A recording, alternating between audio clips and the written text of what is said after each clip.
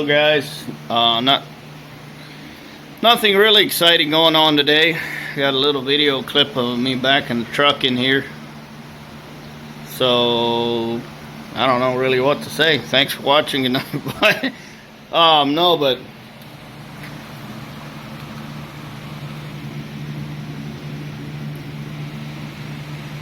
this pine is hot. It's really hot. So anyway, that light up there doesn't want to work now, so I don't know what the deal is with that, but old Polaris is in here. The wood rack's full again. The other night I cut a bunch, cut it in the back of the Tacoma and backed it in last night before we went on our date, and just chopped everything just now. So I was thinking about one of those screw wood splitters, and if I had one and I could mount it on a little table, I thought about, what if I took a lawnmower transaxle, welded the diff and just cut the one side off and hooked the motor to the pulley. I'd have a couple different gears, different speeds to run it in, and I could bolt it on a table, just a little like a 2 foot by 3 foot flat table, and put it the same height as a truck bed. It's just reach in.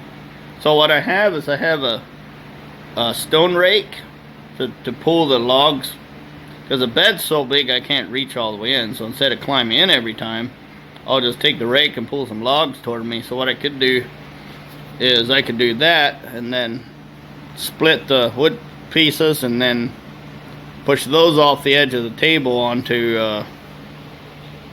like the little Mennonite wagon. That's pretty low. That'd be a good bit lower, so I could just back under the edge and push everything down on it, and it would save me a lot of bending over and throwing wood. So I almost like that idea. I think it could work. So I was looking at, oh, my arm's tired already. You can buy 80mm and 100mm splitting screws. They're around $100, so I guess what I can do for now is just get a hold of a transaxle. I mean, I'll come across some lawnmower at some point, so just need probably not a board, probably a piece of 1/4 inch steel. Well, I guess if we made a frame directly under the table, that would work too. I just can't, there's a lot of leverage on those, and I think a transaxle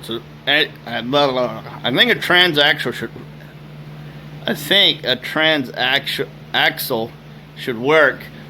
We could even put a grease nipple in it and grease it from time to time, so that'd be pretty cool. Electric motor would be really efficient, and I could just back it in the shop bay there, bring the Tacoma in the one bay and bring the little cart in the other, and that way the dirt, all the wood chips are inside, and I can probably just dump them on the garden, or even make a pile outside somewhere and push it back and forth and get it, I was gonna say get it to ferment. That's the wrong word. Rot. Just compost. That's it. Yep. Some good compost. So that's something. I like those wood screws. The only thing is, you have to have a really strong table and something that's not your Favorite drill smoking out the Favorite drill. So that's something to think about. I don't really have any. I got a right angle gearbox. So the other thing would be, I got a right angle gearbox for a Cub Cadet snowblower, and that's a 1-to-1 ratio. So I could put that on the diesel. The diesel is getting an adapter for an electric clutch, which I've got the electric clutch. Whenever I get to actually work on it, I'm gonna take a little plate. The front of that motor had a double V-belt pulley, and it went down to spin the kingpin. kind of like the Cub Cadet 3000 GT series have. The Kubota G4200 has a mid and front PTO, the same basic arrangement that the GT3000s have. The GT3000s have an electric switch to turn it on, and it uses a vacuum cylinder thingy to put tension on the belt. So the Kubota simply has a handle and a metal rod and an arm. So I'm taking the double pulley off the front, and then we'll have a disc with 6 bolts, I believe, and then a 1-inch shaft, and then that way I can run electric PTO that I bought a long time ago. It was for a 20-some horsepower Ferris mower. I was going to put electrics on my Farmall, or hydraulics on my Farmall. I just wanted to be able to disconnect it for the winter time. So I could do that, use the electric clutch to belt power the Cub Cadet snowblower gearbox, and then bring power up to a table, you know, maybe higher than the hood or whatever, and then you could use a diesel to do the screw thing. I mean, if I was actually going that way and I needed to use a diesel, I would most likely just have an add-on hydraulic pump that's belt driven off that PTO, because the Cub Cadet pulleys are 3/8. They're a very narrow special belt that the PTO clutch might not be able to handle properly.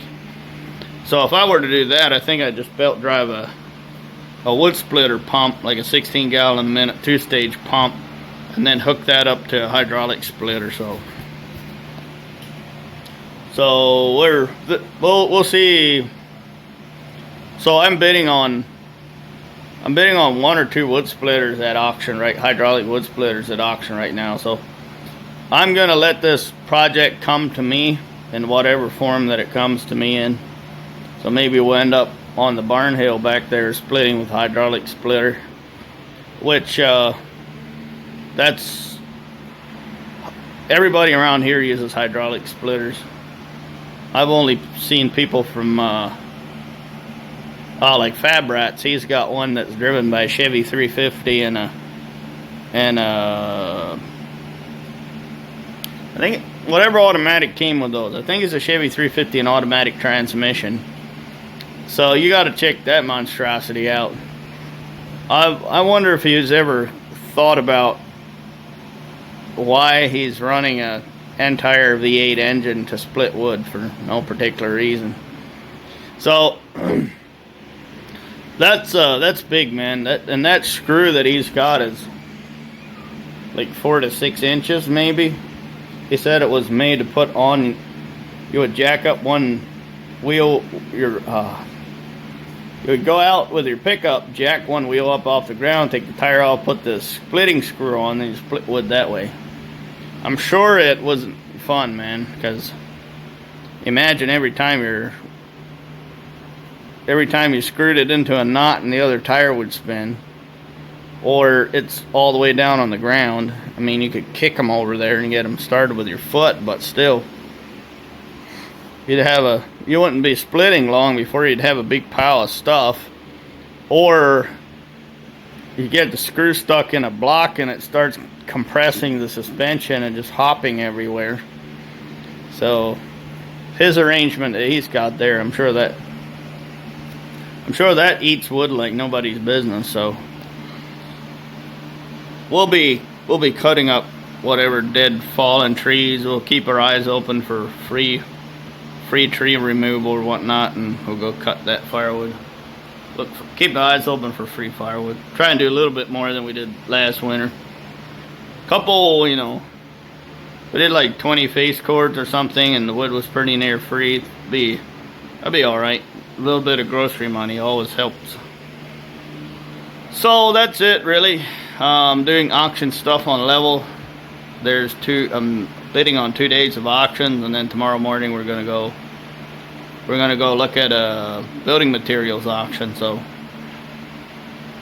got a good bit of stuff going on. Just today it was cold and not really a fun day to be in the shop. So that's really my little update. that's already 10 minutes long. Who knows how that happens. So this batch of syrup will probably be finishing that off while we eat dinner. So other than that, Sarah sorted all the potatoes, and I am sweating. This is hot in here. 68 according to the thermometer on the thermometer over there, the little light thing. So that's it, guys. Thanks for watching. Should be a lot of interesting things going on this weekend, but we got to get tore into that. Oh, we did have snow overnight, 2 to 3 inches. Almost enough to take the Polaris out and go break trail, but so tomorrow, or so as soon as we can, we need to get torn into the Arctic Cat and get parts ordered. Get our little wheelers ready to go wheeling this weekend. Hopefully Sunday afternoon. So look forward to that. I got my action cam and my helmet, so I should be able to get a little bit of something for you. I got the camera holder on the Honda already, so that's good. So we'll see what we can do. Should be pretty fun. Alrighty, guys. See ya. Have a good night.